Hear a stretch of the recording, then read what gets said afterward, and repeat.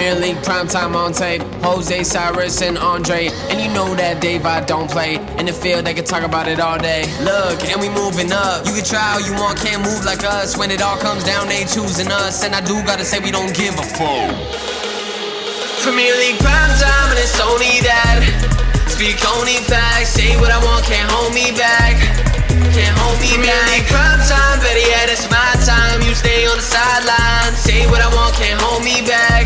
Premier League primetime.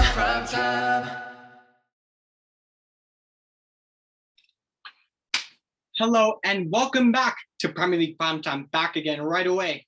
And of course, one of the games you mentioned, Manchester United playing Chelsea, two big clubs. One of them's been playing like a freaking small club for the entirety of the season. But no, of course, I'm back with a man I've not seen on this show. I've not seen on this platform since, I'd say, August. Mr. Akhil, how are you, my friend? Good. How are you, David? Good to see you, my guy. Let's just get right into this. But firstly, before we go right into the actual preview, I thought, why not do a bit of say or go and keep and sell? Wanna know why? Because you know what? I like to be different. I don't like to be straightforward. I don't like to make things boring. I'm not Jose Mourinho, who likes to park the bus and make things boring. I'm not like Thomas Tuchel, who sits back, plays five at the back, and then looks like a genius, as my co-host Andre would say. But no, let's get right into this. Do a bit of keep yourself, but first off, two players that they're looking like they're gone. Andreas Christensen, who for me, I am deeply saddened by his departure. I will forever miss those glory days when it was that center back partnership of Zuma and Christensen. Yep. Those are the good days. And Antonio Rudiger. This man's been long expected to leave. Thoughts on these two leaving the club? First of all, both of them incredible seasons, I'd say personally. The reason we won the Champions League last year was because of them. I'd say because of Rudiger and not. I'd say both of them. Like, Not fair enough, yeah. obviously Rudiger's a better player, No, yeah. but Christensen had a good season too. And now that Both of them were that great till Tuchel came in. Both of them were two players that Tuchel came in and just revived. I mean, that's fair. It fit the system. The five at the back fit their play. Lampard didn't really play five at the back. We all know what happened with that. But Christensen going to Barcelona. How well he's doing at Everton too. He's going to win the championship next year for sure with them, for sure. Well, Christensen going to Barcelona mostly. Rudiger going to Real Madrid. Mm-hmm. They'll have a rivalry there for sure. But we will miss them for sure. They've been solid back. But mostly I'd say we miss Rudiger more.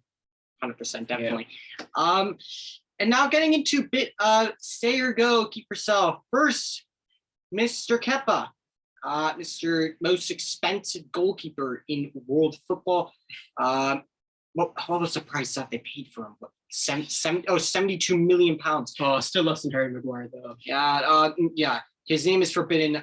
That name and phrase is forbidden till we get to that section. Okay. It is forbidden. I'll mention it again. I've heard it enough. Kepa, what would you do with him? Because to be honest, he seems sort of content. He has a long-term contract. I think he at least has another 3 years on his contract. Yeah. So I don't think another team in the world would pay the wages he's on. It's decent as a backup, but would you want to get rid of him and ship those wages on, bring in someone else, Buccinelli for number 2? Or would you say, no, he's fine to keep around? I'd say we keep him. He's a good keeper. He's accepted his role as the backup keeper. He doesn't expect to get too much playing time, which is surprising because he's young. He'd want more playing time. But if he's happy, I'm fine with it. He's had I wish he were Chelsea's starting goalkeeper. I think he should be their starting goalkeeper. He was very good, up until, Mondi came in. He was amazing. He was the best, but Mondi was just better, Fair enough.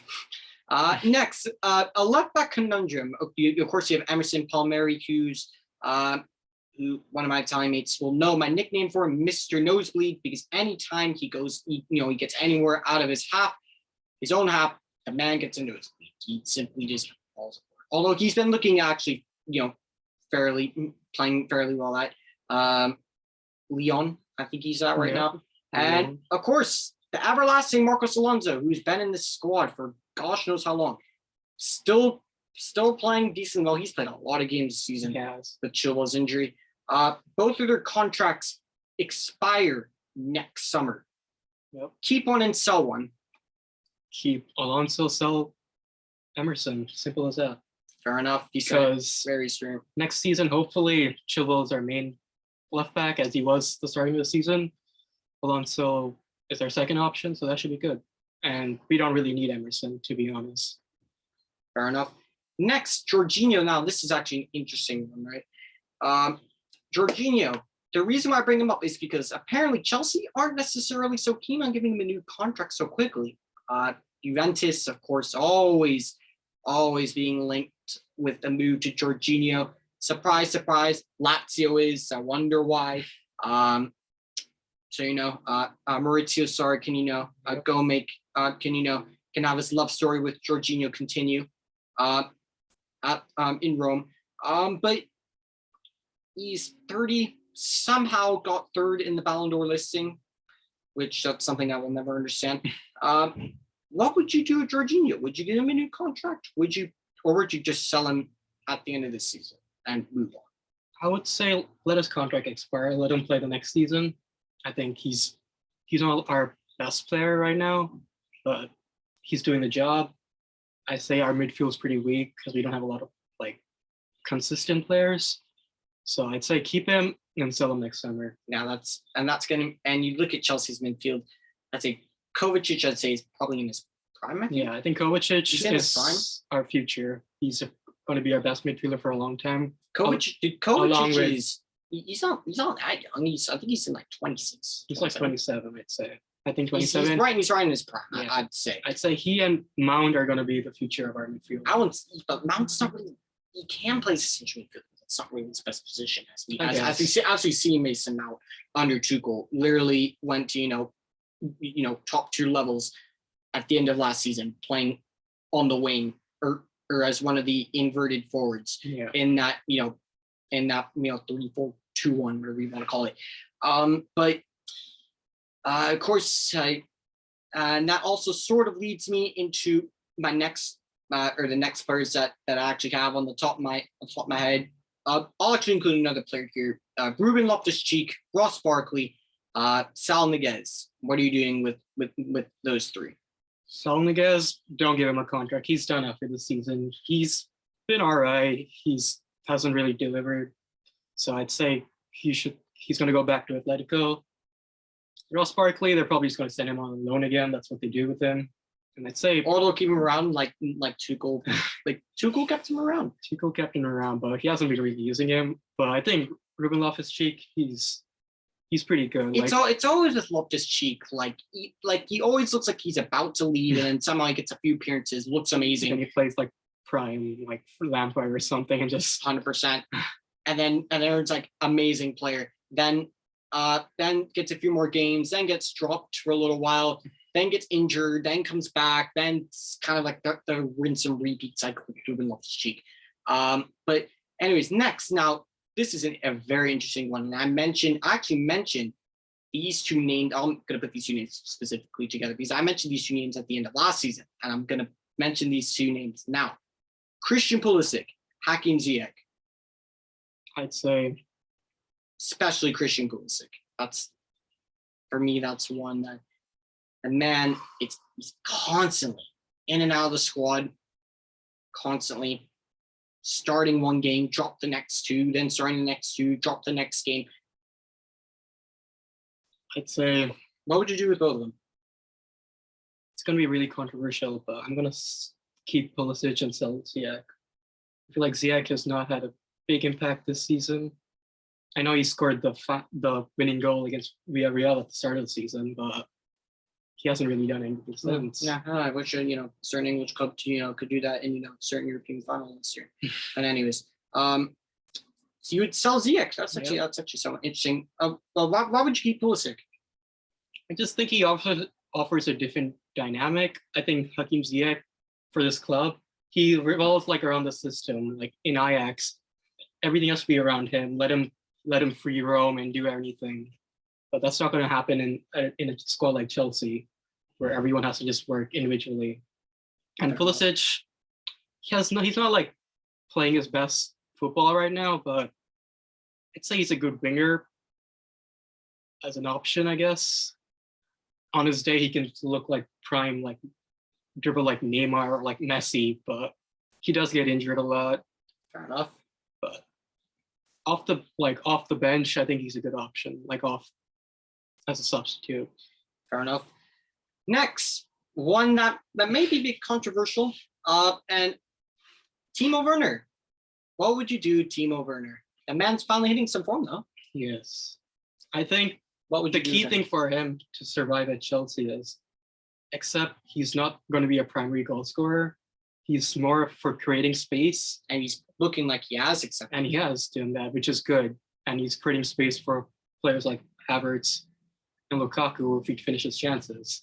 But But what would you do, Timo Werner? Would you keep him around? we have to keep him. Like, our system works only with him. The current system we're playing, him and Havertz. him and Havertz. And that gets me to the next one. Now, 115 million pounds to re-sign Tuchel's second choice. Let's be very clear.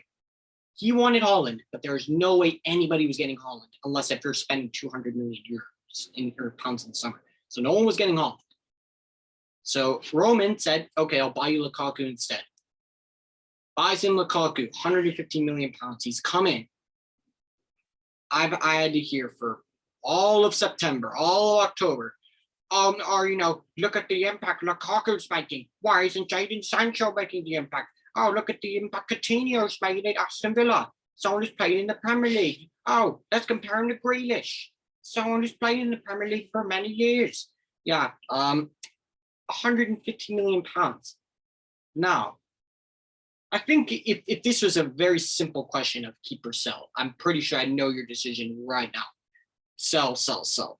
Very simple. I wouldn't. I'd keep him. Really? Yeah. Why would you keep Lukaku? Assuming there was I a just team think, that like- would pay his wages, that would pay the wages he's on, and would pay somewhat, maybe half of what you paid for. We'll see. I feel like next season's going to be a season. I'll say that. I know it's bold to say, Yes. but I feel like Have you become a Liverpool supporter? no. But he feels like he has something to prove, and this season just wasn't it. So I think he will come back stronger next season, Well, unless he wants to continue his that love story with Inter Milan, and wants to just go back. But that line that you just said, that it triggers just serious amounts of anxiety. We'll come back stronger.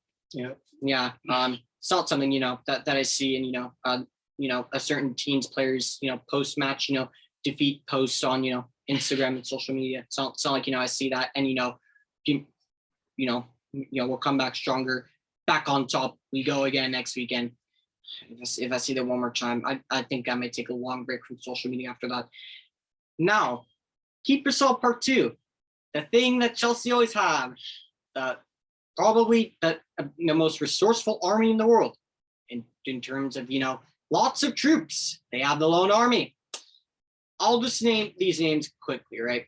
Ethan Ampadu, Armando Bergia, Michi Batshuayi, Timo Bakayoko. I don't know how he's still at Chelsea. Billy Gilmore, Conor Gallagher. We'll put Conor Gallagher. We'll just put him in a nice little box, and he'll be his own separate one. Looking at the other names there, what would you do with the first 5 names given? I'd say send them back all on loan, except maybe Billy Gilmore. Give him maybe the first season. Send him back out on. Send them all back on loan. Then You would keep Batshuayi, you would keep Bakayoko. You wouldn't. Nope, I would not keep any of them. Oh, what do you mean by keep?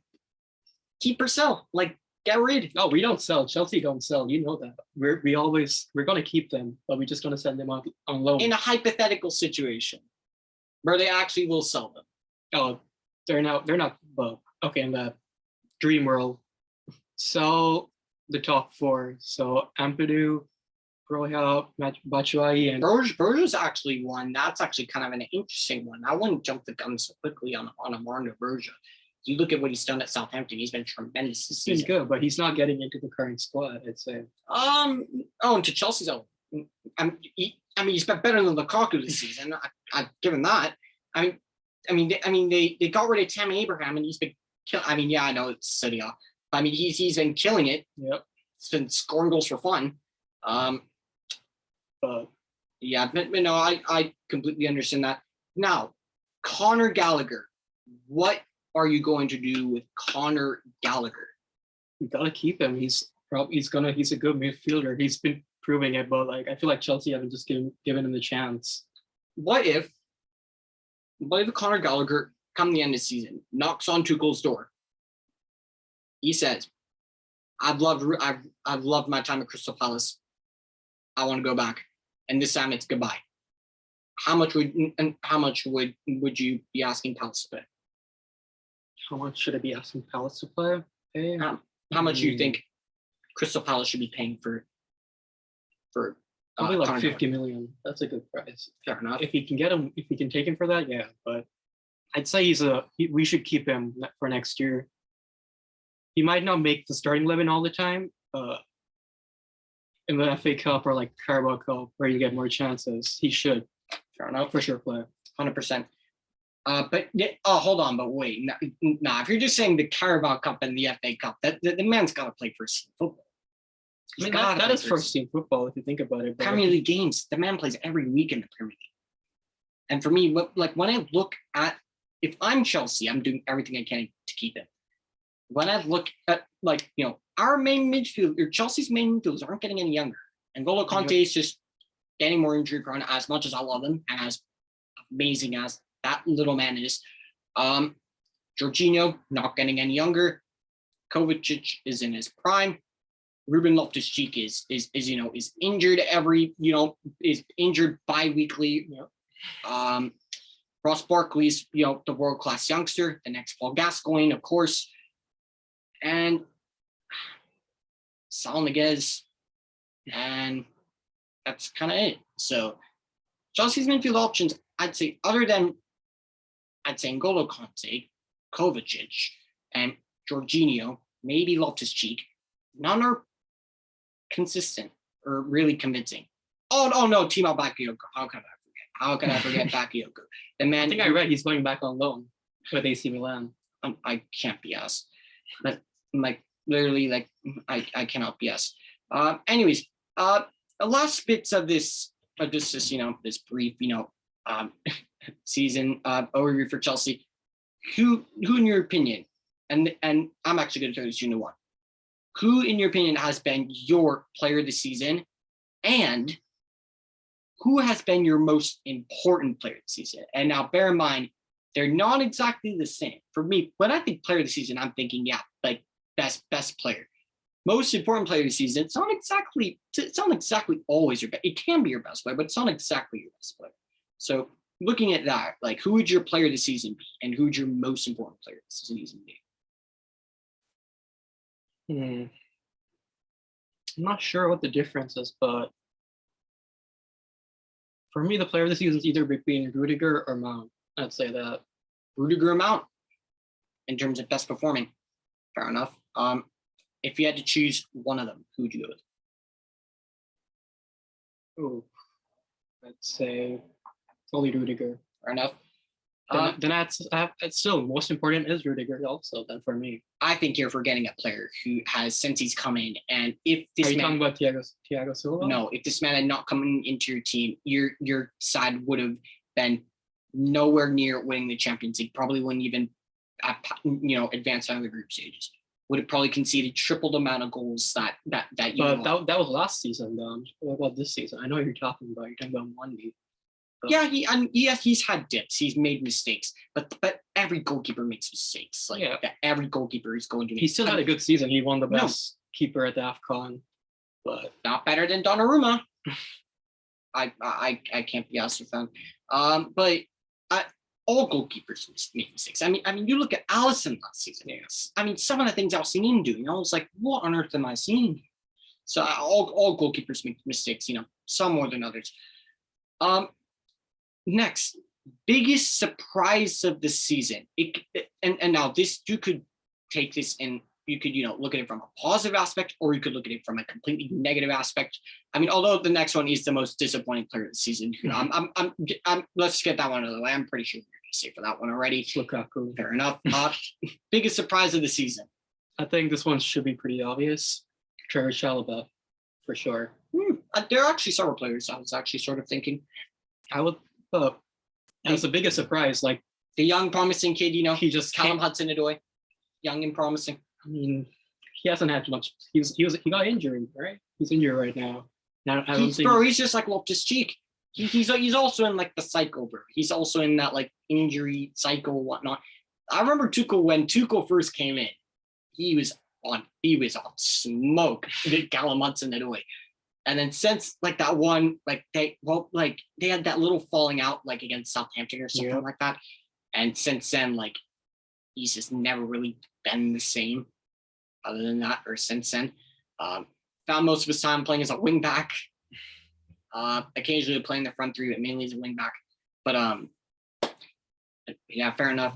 I say Trevor Chalobah, he's been the most surprising because this is his first impact, especially, and for the years to come, he's going to be our main defender. When I was watching that Crystal Palace game. When I saw him score that goal, I was in shock. I was like, what a strike! And his performance, I thought if Tuchel can nurture this kid properly, he could be something very, very special. He's going to be our main the main defender and backline next season without Rudiger and Christensen. And Thiago Silva. Yeah, Thiago Silva to mentor him. Azpilicueta is going to at least be there for another year. His contract got triggered, so he has some experience to play alongside.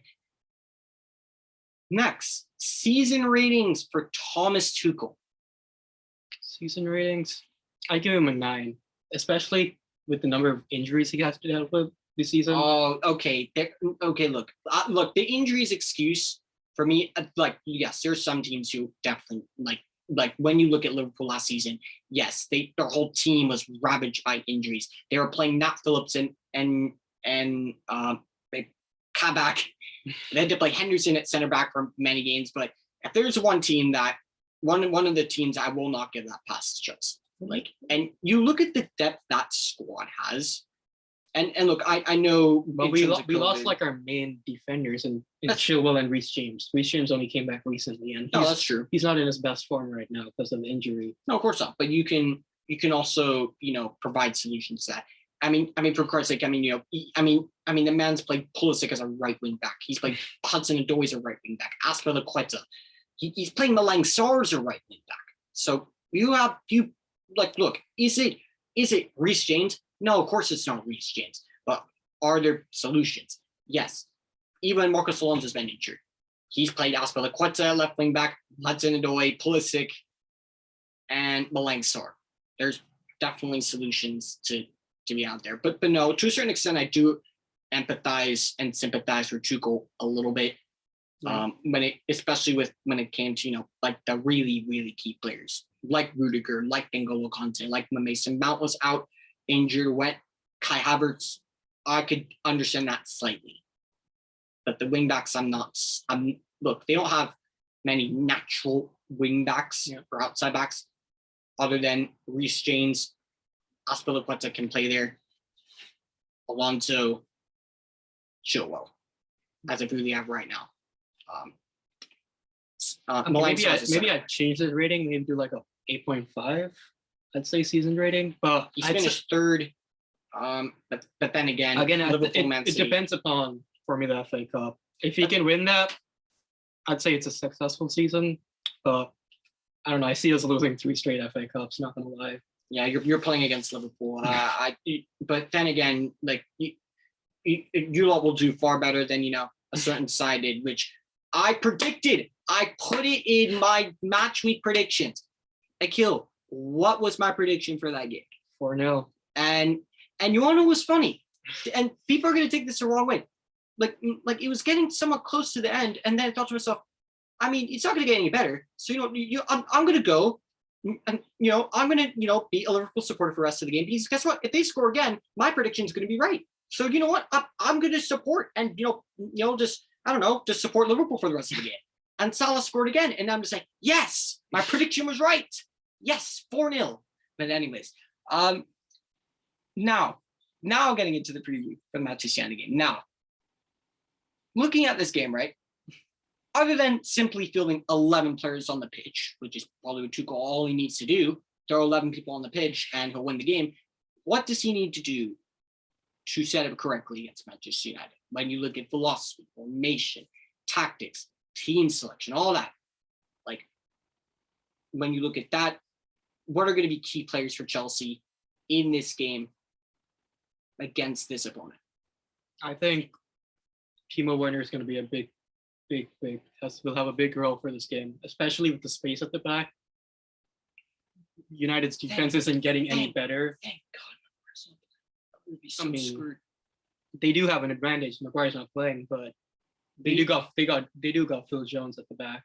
And no. Is he not playing? We have Lindelof for you now. Oh, he jumps very high in the air, and he's very strong and physical.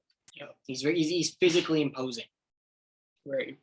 So I finally figured out why like I always see like the Daveye Akhil post match or whenever we win games, it's like him like high five hugging Lindelof, and it's like him saying Mr. Iceman, Victor Lindelof, big Iceman keeping the clean sheet, 3 points, and I finally figured out. Do you want to know why they call him the Iceman? Because whenever the ball's in the air, he freezes. He freezes because he can't jump. And I've said it a million times, a salmon out of water could jump higher. A salmon, if there were a salmon on my floor, a salmon would leap higher into the air than Victor Lindelof. I'm telling you, N'Golo Kante could win ahead from Victor Lindelof. Anyways, back to what you were saying. You were talking about Timo Werner. There will be tons of space at the back. Oh, of course. So I think Timo Werner will be important exploiting those spaces, which will create chances for our striker.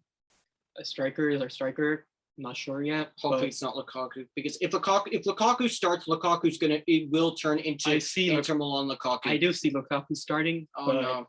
If he starts, because this is the thing. Manchester United make any and every player look world class. And Nketiah hits a bit of form. He hit a bit of form in that Chelsea game. I thought, oh no, he's going to turn to prime Thierry Henry against us. The man was holding up the ball and popping it off, like he was a younger Lewandowski with pace. Come on, really? Even Varane literally, somehow morphed from Varane to Lenglet. I can't be asked. But Timo Werner, who else in your opinion is going to be very important for this game? I think I can't think of any player in particular, but our defense has to be on point, especially we do play a high line. I'll say this right now, your defense will have nothing to do. I can't argue. You have Ronaldo, you got the GOAT. You want to know something that Manchester United can't ever do? Break teams down. And especially this Chelsea side, there is no way. And if Manchester United break them down, fine. If they somehow win this game tomorrow, fine.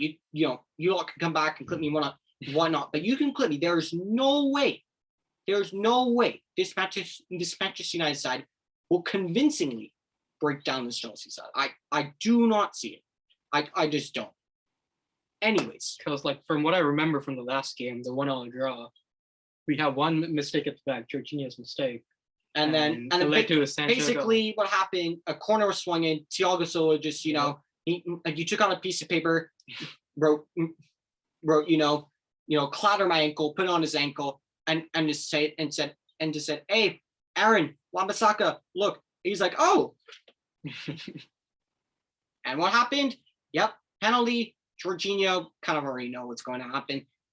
It's especially when it's De Gea on penalties. You just kind of already know what's going to happen. But do you know what? I will say this. I actually will say this on Daveye Akhil. He actually has saved some penalties this season. So that actually is somewhat impressive. He did save a penalty against West Ham. Okay. So big up to himself. He actually has saved a couple penalties this season, which it's David De Gea saving penalties. It's the end of the world. Right? We thought we never see it before, would we, Akhil? Oh. But Now, what would your preferred starting 11 be for this game? What do you think Tuchel's starting 11 is going to be? And what do you think will look different? Will it look the same? Will it look similar? And to what you two want, or to what you two's ideal starting 11 would be? And if there are any differences in anything, basically just explain. I don't think there'll be like much difference between mine and his, because Maybe due to minor team selection or something like that. I'd say Mondi at the back. I think Rudiger's back from injury, like minor injury. So Terrific. So him, Thiago Silva, and Christensen should be our back three. Oh, phenomenal. We're definitely getting I don't know how fit Christensen is right now, so it might be him, or even if Christensen was on one leg, he would look world class. either him or maybe him or Trevor Chalobah or Aspilicueta, but I'd say Christensen for now. Mm-hmm. Right wing back. I think Reece James is back too. Oh, fabulous. So excited. He'll be there. Alonso on the left wing back. Yay. The two in the middle will be, I think. Who would you go with, and who do you think Tuchel will go with? If this is your choice, if I could go with, I would go with Loftus-Cheek and Conte. But Okay. I know for a fact Tuchel will go with Jorginho and Conte, because I see that's what he did against West Ham. Fair enough. Experience. And then for the two kind of like attacking midfielders, Mason Mount for sure, and Mason Mount, Kai Havertz will probably be in both. I don't see Kai Havertz starting this game. Really? Why not? It's, for me, it's either between Kai Havertz or Lukaku. And no. I think if there's any game for Lukaku to like, it's going to be against us. It's going to be against us. Mo Salah, and I had some of Liverpool mates say, look, it was only 5 games. But when you look at a player like Mo Salah, like when you see he doesn't score for 5 games, you can notice, when you can see and notice, whoa, he hasn't scored in a while. I called it weeks before. I even said to one of my mates, watch when we play Liverpool, Mo Salah is going to rip us apart. He's going to score goals for fun. And he scored 2 goals. Is anyone surprised? Watch Lukaku go from the Lukaku he is now to the Inter Milan Lukaku, and he's going to go off. He's going to score goals for fun, and that will just make me want to go into hiding and cry. But I wouldn't be surprised. But for you, right? And you said you would start Lukaku instead of Havertz, or would you? No, start Lukaku instead of Havertz and play Timo Werner as the other kind of attacking midfielder on the left. And you played Mount on the right? Yeah. And you think Tuchel, do you think Tuchel will play Havertz? I do not think Tuchel will play Havertz. I think he will play this lineup. And if it doesn't work in the first half, he will take off Lukaku and play Havertz, I think.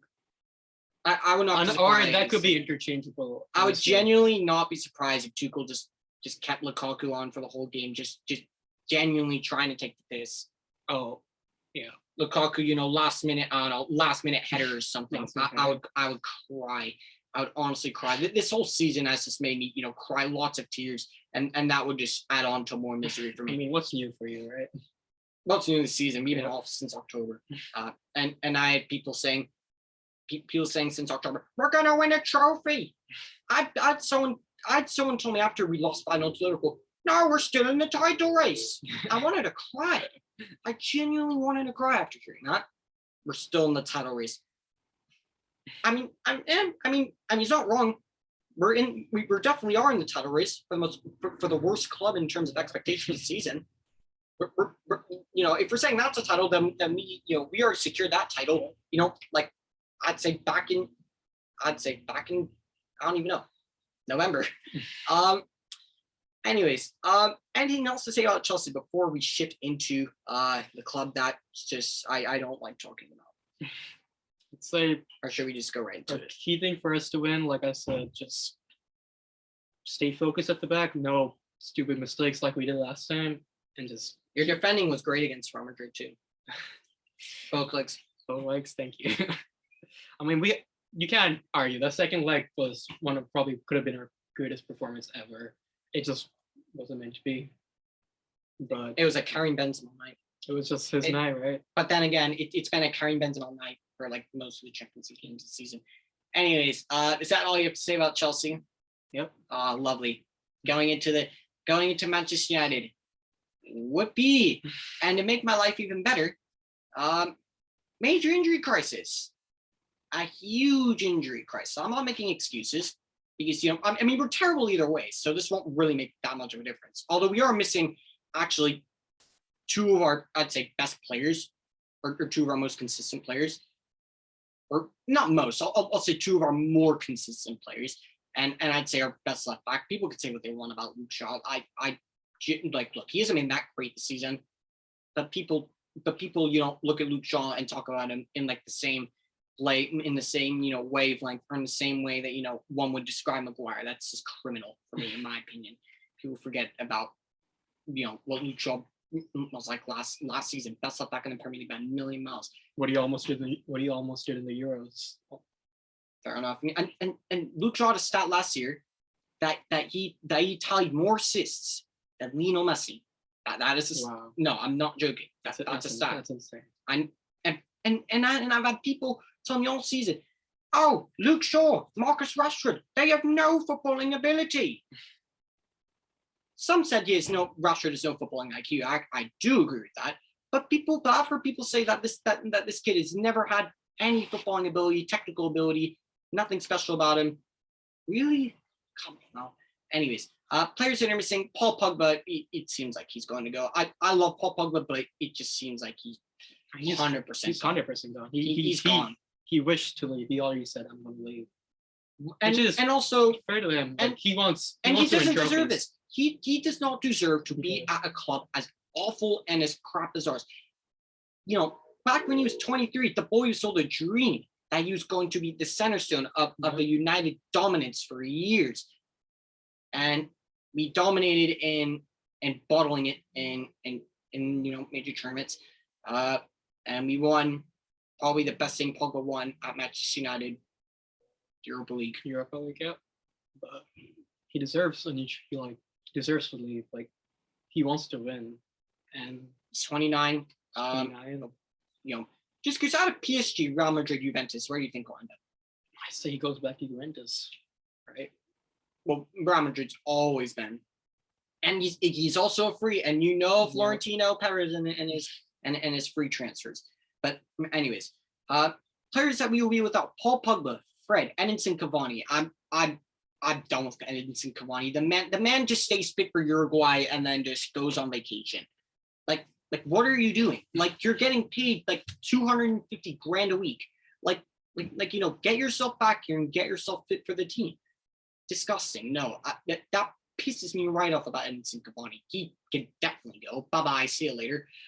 Luke Shaw's out for the season. Phenomenal. And now after everyone's like, oh, Luke Shaw's injury prone. When's the last time before that Luke Shaw really had an awful injury? He's had little injuries, but not terrible ones. I mean, he had the major one, right? In 2016 and 2015, that leg break. And then, of course, he had several major injuries.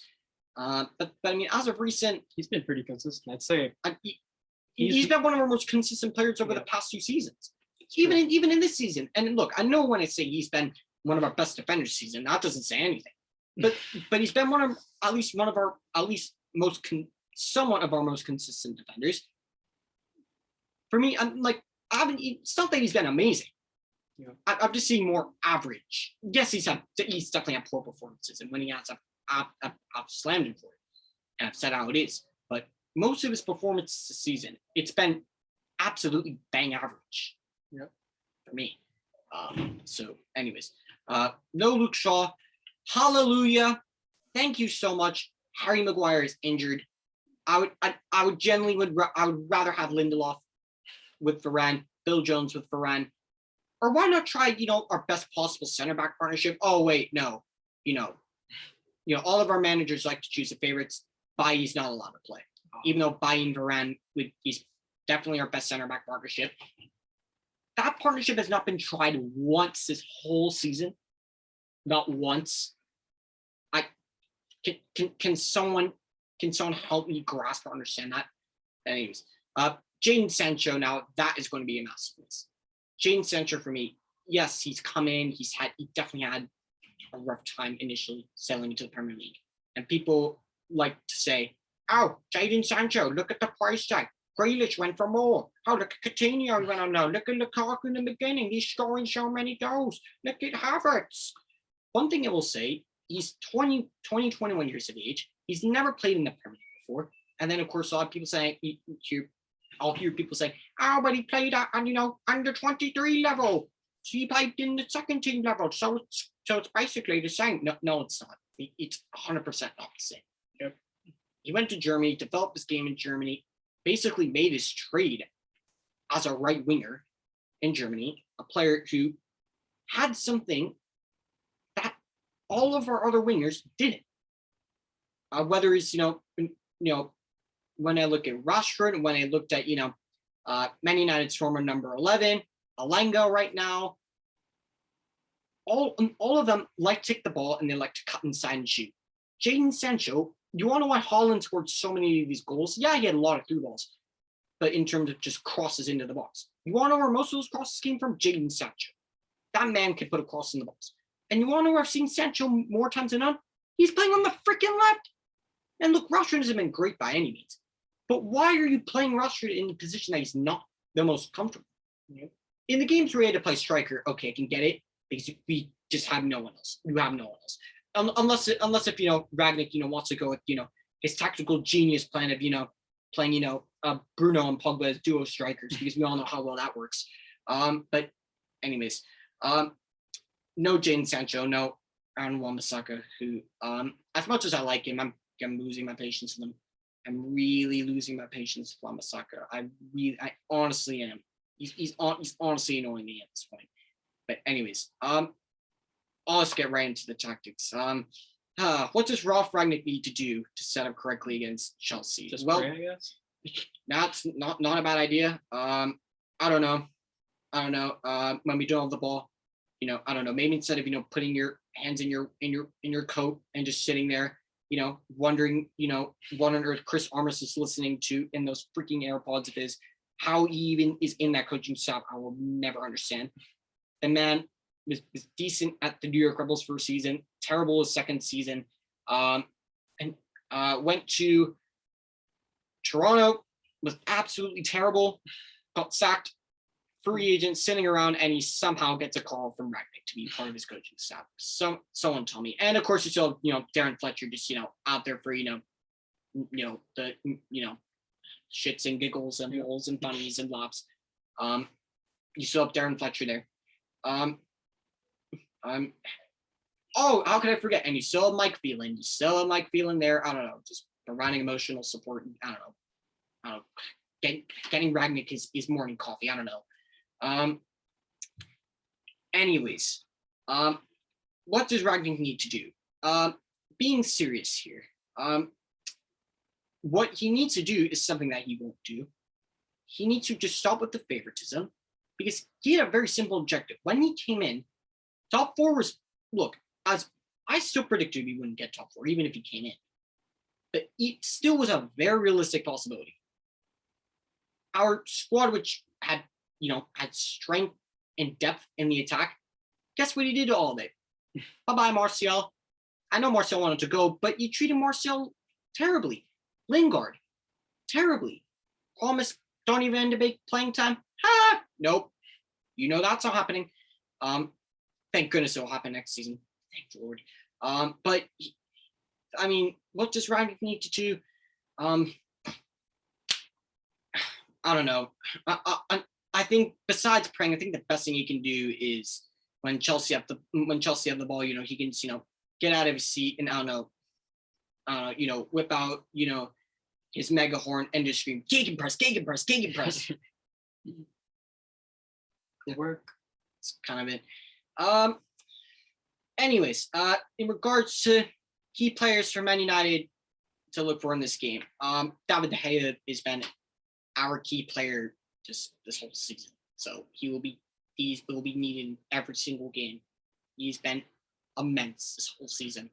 He's one of the few players out of probably a pinchful or a handful, I could say, you know what, I know you conceded a ton of goals, but you know what, you keep your head held high. 100%. if I were doing a season rating for De Gea, for me, 9. All the goals he conceded, I'd say the vast majority of them were not due to his just because of the defense. Yeah, 100%. But anyways, starting 11 for this game. Look, De Gea goes in goal. Right back. I'll start by giving Ragnick's preferred 11 and what I think he will do. De Gea will probably go with Delo. Lindelof, Varane, Alex Telles. Fred's out, so McTominay's definitely going to play. Matic, don't have a whole lot of options, to be honest with you. Bruno Fernandes in the 10. He's been awful. Bruno Fernandes has been shit since he signed that new contract. And there's lack of footballing intelligence again. He had 3 years left on his contract. There's no need to rush a new contract for him. Yeah. No need to rush it. And they rushed it. Well done, Glazers, yet again. Again, you literally have like limited to no options. Alenga probably. Actually, no, you won't know. I can guarantee he will put Alenga on the left and he will put Rashford on the right. I can guarantee it. If I'm wrong, then fine, I'll hold my hands up. But I can guarantee he's going to put Alenga in his normal position and he's going to continue to hurt and detriment Marcus Rashford. Or he might play Rashford on the right because to take advantage of Alonso probably. Or he might, still somehow find a way to, play him, at right bench. He may even play Jesse Lingard in this game. Who knows? But he'll probably pick Rashford. And then Ronaldo up front. In terms of what I would do, well, the goalkeeper's staying unchanged. Right back, you don't really have a whole lot of other options. Center backs, can we just play by just for one game, please? Just one game. Or you know what? Something I actually would try. I would genuinely try maybe going 3 at the back. Go by Lindelof and Varane. That's probably the best, trio of center backs that we have. I'd probably say the best possible trio of center backs if we're doing a back 5, put Luke Shaw left center back. But, people are so anti-Luke Shaw, I can't say that or else I'll get ripped apart in the comments. Telles at left, Telles at left wing back. I'll give it back 5 before going. Midfielders, Matic, Matic, McTominay, Bruno at the 10, Ronaldo and Rashford. That's what you probably go if you're going with the 4. Probably do something similar to what I predicted. Ragnick will probably do, except play Bailly. Please just let the man play. I mean, I know what Bailly did on Instagram was definitely uncalled for, but you can't tell me he doesn't have a point. I mean, did you see the thing where that one United fan commented, please start Bailly and Varane, and you saw what Bailly replied. What did he say? Yes, please, I'm hoping. And he put like a laughing emoji, and Ragnick was fuming. I mean, look, I understand where Ragnick's coming from, but Bailly's right. He has every right to get trolled. And this is where I also take a look and say, look, people want to say is on the players. And yeah, a lot of it is on the players. But at the same time, they're not picking themselves to play. They're not picking the tactics. Who's that down to? The manager. I have seen this man drop Cristiano Ronaldo more than he's dropped and criticized and not backed Harry Maguire. Yep. So pick that one out. Anyways, if you're doing a back 4, probably the same back 4. You basically have those 2, and that's kind of it. I probably would go. I probably would do the exact same thing as Ragnick, except by instead of Lindelof. But anyways, into the final part of this, a part of this preview. It's been going on actually for some time now. The combined 11. Now, I don't see us. Actually, wait. In terms of formations, because do you want to do a back 5 or a back 4? It's up to you. Back 5 or 4. I think Up to you. I do not care. Or let's make this somewhat tasty. Three at the back. Let's try it. I think 3 at the back would work. The only player, one of the only players that I will put my neck on the line for is Daveye Akhil. That's it.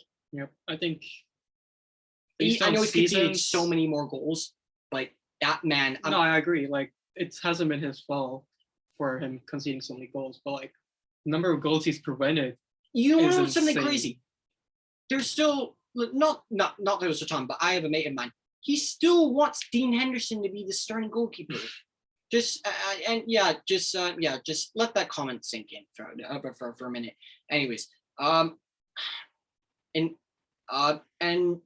was thinking of counting recent form and injuries, but it's up to you. Do you want to count recent form and injuries, or do you want to just have a free for all? It's up to you. I do not care. Or should we make it interesting and count form and injuries? You should count for injuries. Yeah. All right, cool. So it has to be Dallo all day long. He's better than Reece James. I can't take it. It's got to be Reece James at right wing back. Right wing back. At center back. Right center back. Arguably, honestly, when you look at Chelsea's center backs, even Varane, but I mean, if you want something for the sake of balance, I'd say Varane, at least one defender from United. I'd even say Christensen's been better. But no, I think he would make it, but I'd say he plays. Yeah, and I was going to say, like, my criticism of Varane is because he has he's come with the Champions League Varane reputation, and he's come in and he's just morphed into freaking Lenglet. But then again, when you spent your whole career playing alongside Pepe in his prime, when prime bastard Pepe, prime bastard Sergio Ramos, being protected by Casemiro, then you have Cruz and you have Modric up in front of you. It's going to be kind of difficult. And when you also look at the French national team, when you look alongside you and you played with, I'd say for a good amount of your career, you played with a very, very good and informed Umtiti for most of your career. You played with Kimpembe before everybody overrated him like crazy. Ahead of you, you have N'Golo Kante, you have Paul Pogba, you have elite players there. But when you look at the side, he looks alongside himself and he's thinking, Maguire's my elite partner and McFred's my elite midfield double pivot to protect me. Yeah, find me support. So I don't blame him. But anyways, who are you saying the other two? Christensen and Rudiger for sure. Really? I'm actually surprised he didn't go Thiago Silva. Ooh, that's a good shout, actually. No, I'd say Thiago Silva instead of Christensen. He's just been like our most consistent player this whole season. You'd think as a 37-year-old, he'd be like in and out, but he's like played full. So what are we saying here? Are we saying not Christensen, Thiago Silva, Rudiger, and Varane? Yeah.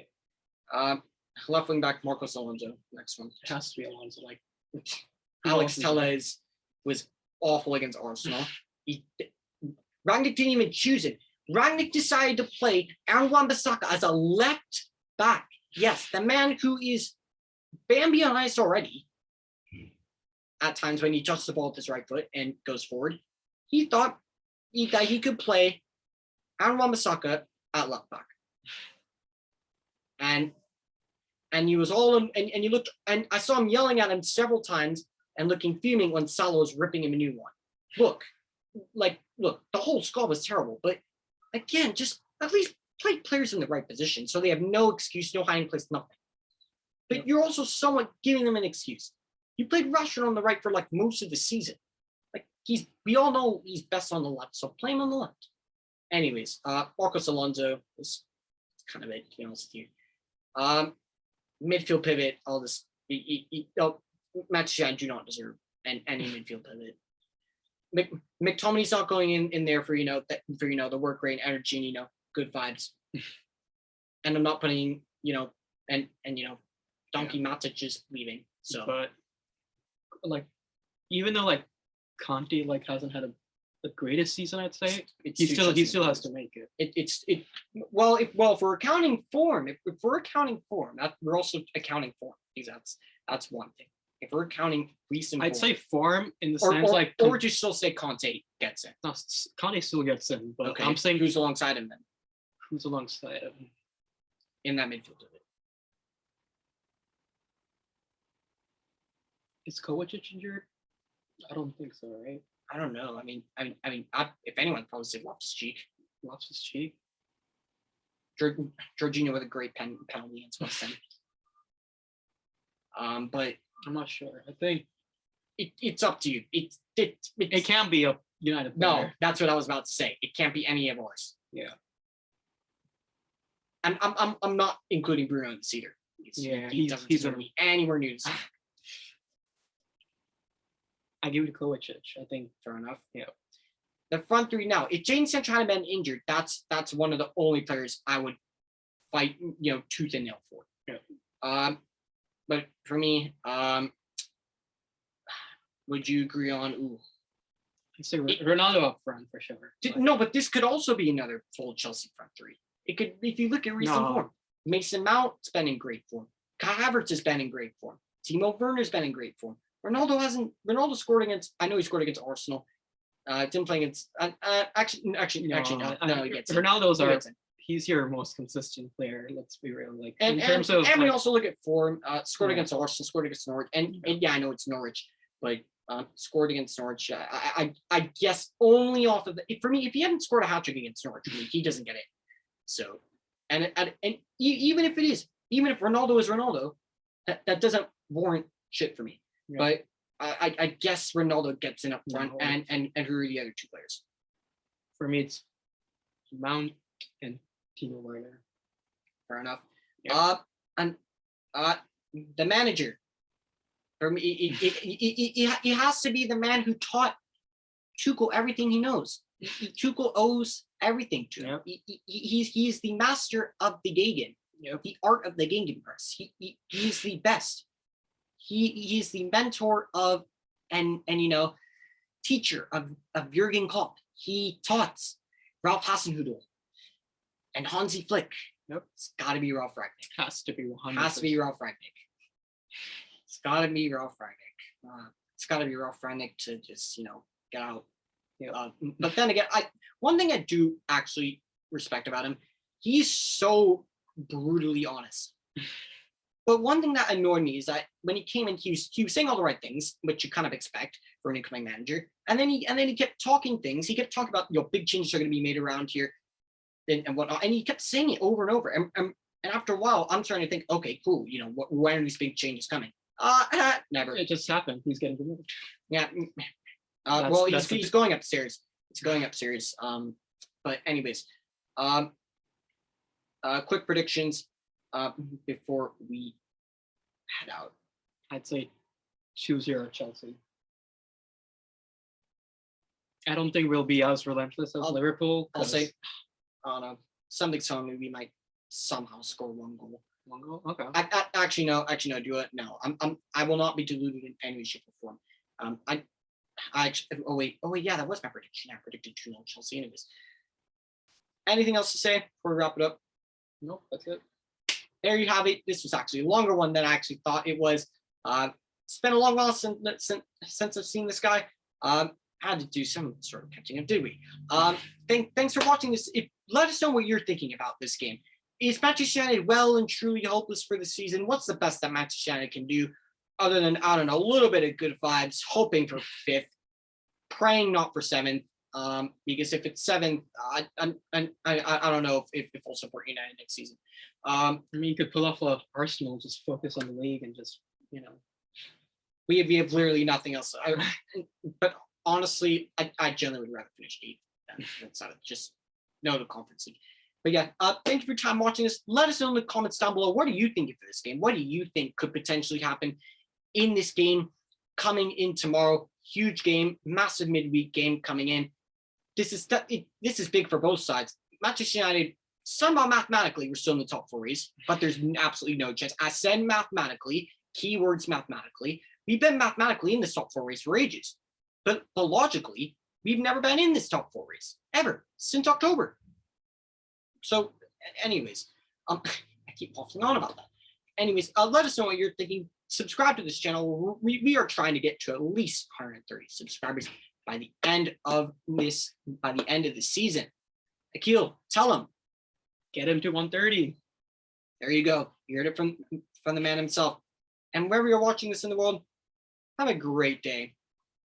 Or in Unai Emery's words, have a good evening.